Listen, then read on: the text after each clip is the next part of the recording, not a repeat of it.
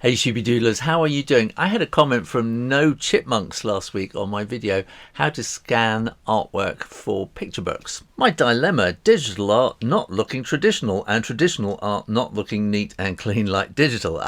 Thanks for the video. If you want to draw traditionally and scan in a black line and then colour it digitally, there is a very, very simple trick. So first of all, I've done a quick little sketch in my sketchbook and now I'll go and scan it. I'm going to stick that in my scanner and scan it. I have scanned him into Silverfast, which is my scanning software, and I'm just going to click scan. Here's that scan in Photoshop, and what I'm going to do, go and have a look at my previous video, and you can see here this is really messy on the background. It scanned a lot of paper texture, so I'm going to get my levels up. You'll get levels in all your photo manipulation programs.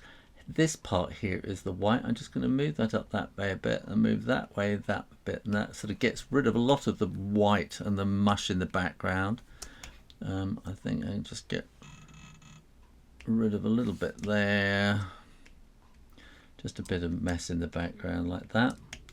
So here we have a nice clean image, and what I'm going to do, this is where the magic starts to happen. I'm going to put a layer down below here. So here on the layers, you're going to have layers in all your image manipulation programs.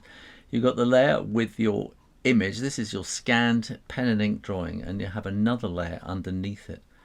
Now your original layer, it says normal here.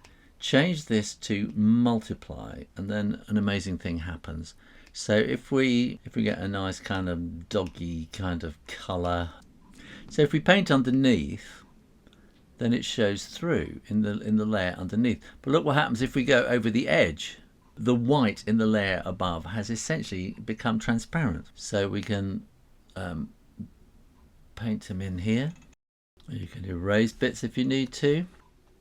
Give him a nice sort of bright blue jumper because he's that kind of a dog. And I'll just go over those hands or paws. And you can take as long as you like. You can use whatever brushes you like, but just keep working away at it. So we can now come and paint over here and paint that hand there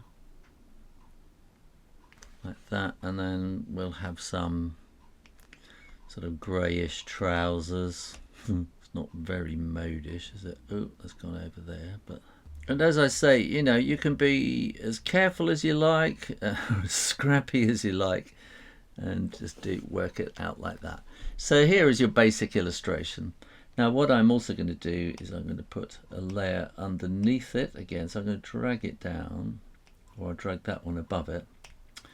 And this one here, because it's underneath, then I can just do a nice big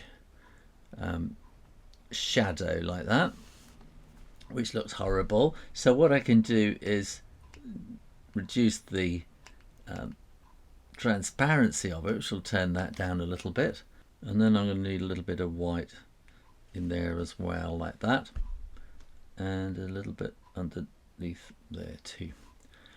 You can also then put a layer above it and bring that transparency, the opacity. You could do the fill or the opacity, they're pretty much the same thing. So I'm taking that down to, I don't know, 18 or something like that, and we will paint in black.